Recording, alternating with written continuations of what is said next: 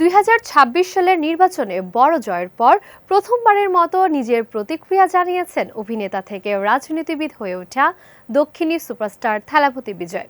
এই সাফল্যে ভোটারদের প্রতি গভীর কৃতজ্ঞতা প্রকাশ করেছেন তিনি।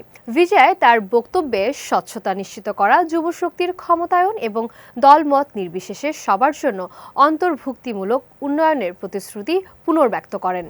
নিজের দল তামিলাগা ভেত্রি কাজাগাম এর এই সাফল্যের পর সামাজিক যোগাযোগ মাধ্যমে এক্সে দেওয়া এক পোস্টে বিজয় বলেন, দলের শুরু থেকেই আমরা নানা উপহাস ও সমালোচনার মুখে পড়েছি, কিন্তু আমরা দমে যাইনি। সব বাধা অতিক্রম করে শুধুমাত্র মানুষের ওপর ভরসা রেখে সাহসের সঙ্গে নির্বাচনী লড়াই চালিয়ে গিয়েছি। তিনি আরও বলেন, এই নির্বাচন পুরো ভারতীয় রাজনৈতিক অঙ্গনে আলোড়ন সৃষ্টি করেছে। আমরা এটিকে অলৌকিক নির্বাচন বলেছিলাম এবং সেটি এখন সত্য প্রমাণিত হয়েছে। এরপর অভিযোগ তুলে বিজয় জানান, নিরপেক্ষতার আড়ালে অনেক সময় তাদের বিরুদ্ধে কটাক্ষ ও অপপ্রচার চালানো হয়েছে, তবে সব প্রতিকূলতা ছাপিয়ে তামিলনাড়ুর মানুষ সবসময় তাদের পাশে ছিলেন বলেও কৃতজ্ঞতার সঙ্গে উল্লেখ করেন এই তারকা রাজনীতিবিদ।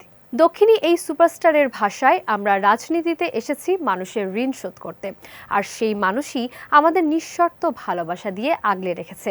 তবে নিরঙ্কুশ জয় পেলেও সরকার গঠনের জন্য প্রয়োজন 118টি আসন, যেখানে তামিলাগা ভেত্রি কাজাগাম পেয়েছে 108টি আসন।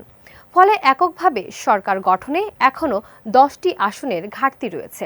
এখন দেখার বিষয় লক্ষ্য অর্জনে এবং সরকার গঠনের চূড়ান্ত প্রক্রিয়ায় থালাপতি বিজয় পরবর্তী সময়ে কোন পথে এগোন।